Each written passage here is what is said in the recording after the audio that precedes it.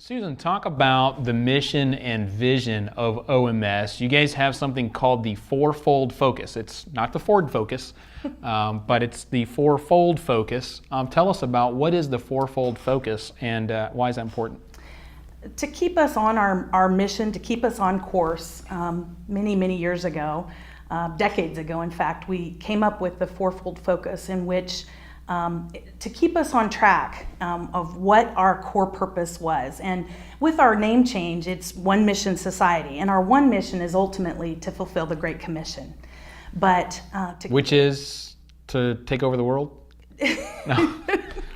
The Great Commission, yes, is to evangelize and bring all the people in the world to know Jesus Christ and to follow Him as their Lord and Savior. Oh, well, that's important. Yeah. In Matthew 28. So what are the fourfold focus points that OMS has? Yes, they are evangelism, and along with evangelism is discipleship, of course, and then church planting. We're planting churches all over the world, and leadership training the next generation of leaders to take over as pastors in those countries in which we serve, and partnerships, strategic partnerships that we're not only making with other organizations around the United States, but partnerships with national ministries as well. One of the exciting strategic partnerships that just went into effect was with a church that we helped to start in Colombia. It's called Igleco. And Igleco has matured and grown so much, that church in Colombia, that they are now ready to be sending out their own missionaries. So just a month ago or so, we signed an agreement with the leaders of Igleco in Colombia, and we're now in a strategic partnership with them to help train their next generation of missionaries and send them out from Colombia to all parts of the world. So it's exciting. So one of the main functions that OMS does is you provide administrative support, you provide communications with their donor bases, you provide a lot of different resources so that the missionaries can focus on their missions. Absolutely. And not be administrators, and that's kind of the core part of what OMS does. Yeah. And then also trains them on how to on how to be missionaries. That's right. You talked a little bit about evangelism, and let's talk about the numbers. Numbers, are important, and they shouldn't be the focus. The focus is Christ, but we measure results by the numbers. Talk about some of the numbers, the impact that OMS has had on the world. Can you give us some statistics? Sure. Well, first of all, we're known as a mid-size organization. We're about 500 missionaries if you count our homeland staffs and our overseas missionaries, about 500.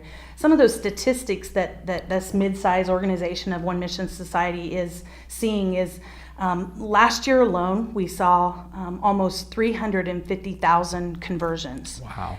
Last year alone. And again, to put that into perspective, those 350 lives that were changed. 350,000. 350,000 yeah, lives. There. Thank you. Yes, 350,000 lives that were changed last year alone make up 1/24 of all the conversions that happened last year in the entire world of the evangelical community. So our small, little, or medium-sized organization is making a huge impact. So God is really using One Mission Society. That's awesome. 350,000 people in 50 countries around the world, and that was just last year. That was just last year. Do you have any numbers since the creation of OMS about how many people you guys have reached?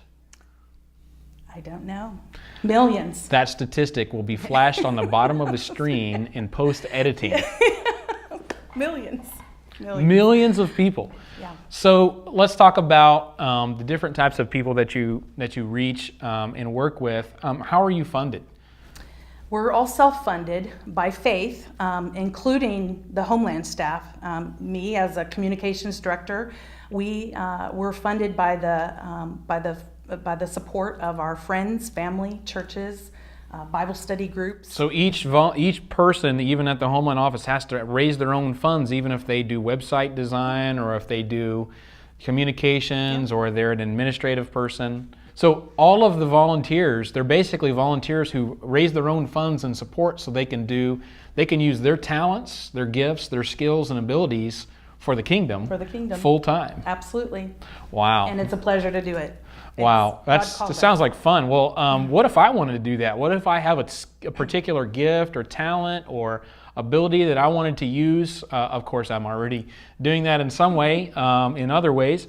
But what if I feel like God's calling me to minister to the world using my talents or skills and abilities? Are there needs that OMS has right now for and how could I be involved as an OMS missionary? Always. We always have needs. Somewhere around the world, there are always needs to be filled. And if you feel that God is calling you to serve the Lord through One Mission Society, all over the world, we have needs. We have needs on the field in almost every country. And it's not just for the church planters and the evangelists, although those are our greatest needs. We want to see the kingdom built. But the kingdom can't be built without the support workers as well. Those who are doing the compassionate ministries, the teachers who are teaching the missionary kids, the people who come to the field to do the treasury, the people that are doing maintenance on the vehicles that we need to do the ministries that we do.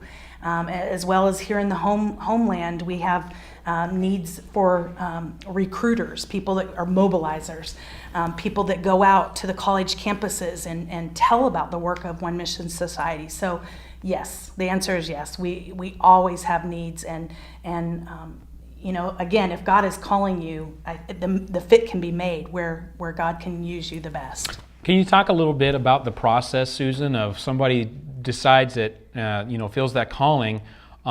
They first contact you, and then there's an interview process to see if they're a good fit for OMS. Can you talk us about that process? Sure.